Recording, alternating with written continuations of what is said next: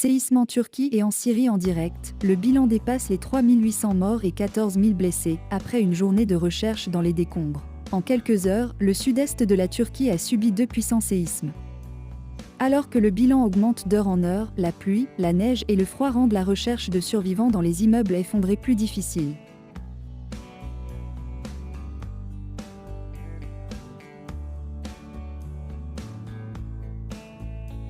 Une vingtaine de combattants présumés de l'État islamique ont profité du séisme pour s'évader.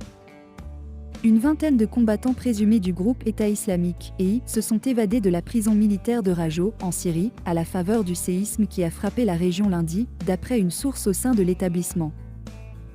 À la suite du tremblement de terre, qui a affecté Rajo, les détenus ont lancé une mutinerie et ont pris le contrôle de certaines parties de la prison, a déclaré cette source à l'agence France-Presse.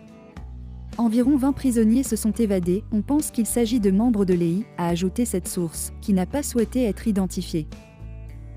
Située en zone rebelle, près de la frontière turque au nord-ouest de la Syrie, la prison de Rajo est contrôlée par des forces pro-turques.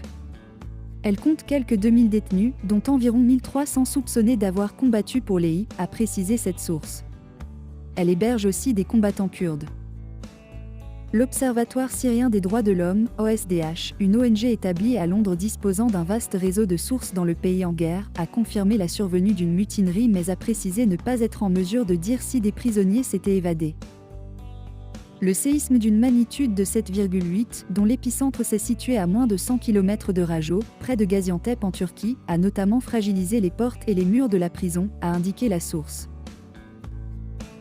En Turquie, le violent séisme qui a secoué le sud-est du pays a fait 2379 morts et 14 483 blessés, a annoncé tard dans la soirée le vice-président turc, Fuat Oktay.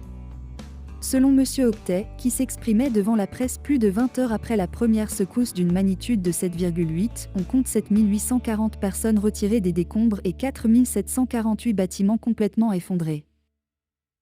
En Syrie, au moins 1444 personnes sont mortes lundi des suites du séisme, ont annoncé tard dans la soirée le gouvernement et les secouristes. Dans la partie de la Syrie contrôlée par les forces gouvernementales, le bilan a grimpé à 1431 blessés et 711 morts dans les provinces d'Alep, Latakia, Hama, Tartou, a indiqué le ministère de la Santé syrien. Dans les zones sous contrôle des rebelles, au moins 733 personnes ont été tuées et plus de 2100 blessés, selon les casques blancs, volontaires de la protection civile. Ces nouveaux bilans portent le bilan provisoire du séisme à au moins 3823 morts.